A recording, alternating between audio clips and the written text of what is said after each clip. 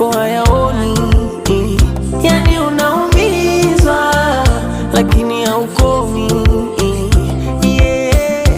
Moyo swala la mapenzi, fanya tupumzike sasa.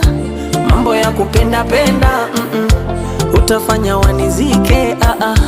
Mbona una huruma hivi moyo umetumwa wewe, wanishawishi mimi nipende wewe, mwisho naliaga tu mwenyewe.